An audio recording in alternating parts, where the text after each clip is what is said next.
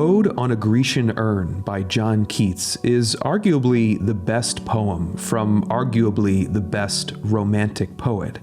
Let's take a closer look at what Keats is trying to say with this masterwork of 1819, taking it stanza by stanza. Thou still unravished bride of quietness, thou foster child of silence and slow time, sylvan historian who canst thus express a flowery tale more sweetly than our rhyme. What leaf-fringed legend haunts about thy shape of deities or mortals, or of both, in Tempe or the dales of Arcady? What men or gods are these? What maidens loath? What mad pursuit? What struggle to escape? What pipes and timbrels? What wild ecstasy? In this first stanza of 5, the speaker essentially picks up the urn, this vase from ancient Greece, turns it over and inspects the imagery painted onto it, wondering what it depicts and what the painter meant. The urn is this perfect work of art, an unravished bride that has survived the ages and arrives in the present as a sylvan historian, communicating its message from the past more clearly than a poem can. But what is that message? What are these gods and men that the speaker sees, this mad pursuit of a maiden, this wild ecstasy? In his word and image choice, Keats subtly sets up a tension here that will carry through the ode, the tension between the intense but fleeting passions of life and the permanent, unchanging beauty of art. Heard melodies are sweet, but those unheard are sweeter. Therefore, ye soft pipes, play on, not to the sensual ear, but more endeared, pipe to the spirit ditties of no tone. Fair youth, beneath the trees thou canst not leave thy song, nor ever can those trees be bare. Bold lover, never, never canst thou kiss, though winning near the goal yet. Do not grieve, she cannot fade, though thou hast not thy bliss, forever wilt thou love, and she be fair. Stanza number 2 is where the speaker celebrates the undying nature of art, the unheard melodies sweeter than song, the ditties of no tone that play to the spirit, not the sensual ear. He brings us into the love scene on the urn and reflects on these figures who live eternally in their joy and passion beneath trees that will never not be in bloom. And yet, even here, something nags, something's not quite right. Again, it's in the word choice. Keats deploys a lot of negative words and verbs in this stanza, and as we look closer at the scene, we notice that this eternal lover is sort of trapped in this moment before he kisses his maiden. Her beauty and his love will never fade like both do in real life, but his bliss remains one moment away, a moment that will never arrive. Ah, happy, happy boughs that cannot shed your leaves, nor ever bid the spring adieu, and happy melodist, unwearied, forever piping songs, forever new. More happy love, more happy, happy love, forever warm and still to be enjoyed, forever panting and forever young. All breathing human passion far above, that leaves a heart high sorrowful and cloyed, a burning forehead and a parching tongue. A stanza like this is what makes Keats so great. In one sense, we clearly get an intensification of the celebratory mood of stanza 2. The speaker craves the ideal, everlasting love depicted on and symbolized by the urn.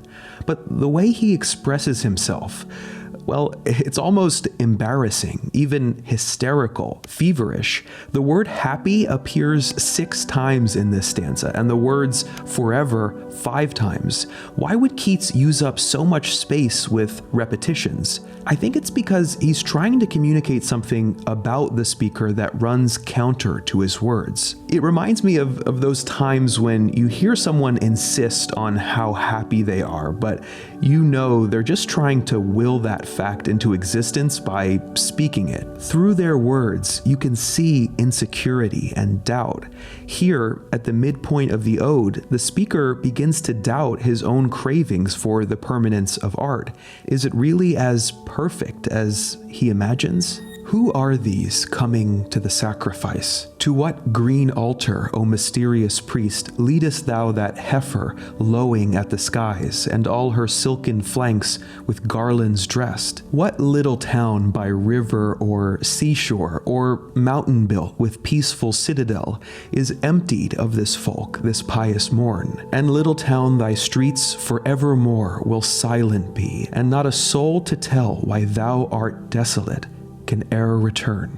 In this penultimate stanza, the speaker turns the urn around and examines the scene on the opposite side. He sees a procession led by a priest leading a cow dressed in garlands to a ritual sacrifice. But he focuses instead on what he can't see, on what the urn doesn't show, the green altar they're heading to, the little town from where they came. Like the bold lover can never kiss his maiden, this little town will forever remain desolate. In fact, it's worse than desolate. It's unreal. It doesn't exist. And if the town and the altar don't exist, well, that means the people don't exist either. The speaker at this moment is being ripped from his reverie. All throughout the ode, he's looked to the urn, to art, to assuage his despair about life. In life, trees wither, beauty and love fade, spring passes, melodists weary, warmth cools, the young age and finally die. But now this consolation has proven false. See, in life, things change and fade, but they're real. In art, things may be eternal, but they're lifeless. O Attic shape, fair attitude, with breed of marble men and maidens overwrought, with forest branches and the trodden weed. Thou silent form dost tease us out of thought, as doth eternity. Cold pastoral, when old age shall this generation waste, thou shalt remain, in midst of other woe than ours, a friend to man, to whom thou sayest, beauty is truth, truth, beauty. That is all ye know on earth, and all ye need to know. In the final stanza, the disenchanted speaker lifts out of the scenes on the urn to see this object for what it is, a shape, a silent form. Bold lovers become marble men, unravished brides become overwrought maidens, happy boughs become forest branches, leaf-fringed legends become trodden weeds. All the imagery appears finally as a cold pastoral, as cold and lifeless as eternity. Beauty, real beauty, is the truth of living. What makes a thing precious is transience. What makes something valuable is the fact that we can and will lose it. That truth is the source of all our passion, our vitality, and it is itself beautiful. Down here on the ever-changing earth, that is all we mortals need to know. This doesn't mean the urn is insignificant. After all, it's the urn that gives us this message. Or is it the speaker putting these words into the urn's mouth? Or is it Keats putting these words into both? At the end of this poem, a doubling occurs. After the speaker lifts out of the urn, we lift out of the poem, recognizing that this ode has the same effect for us as the urn did for the speaker. Keats's poem is our own sylvan historian, a perennial friend to man, surviving across generations to deliver its message to those of us who are temporarily lucky to be alive. Hey everybody, thank you so much for watching. I love doing these poetry videos. I just love reciting poetry, and I highly recommend that you do the same. It is the best way to connect with the poets that you love.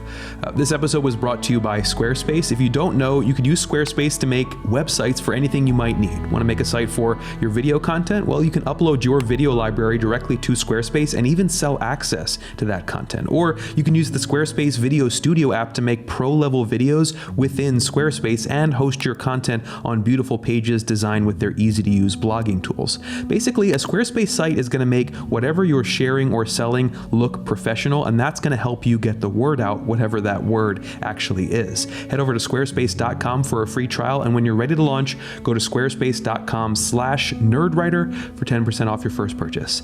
Thanks, guys. I'll see you next time.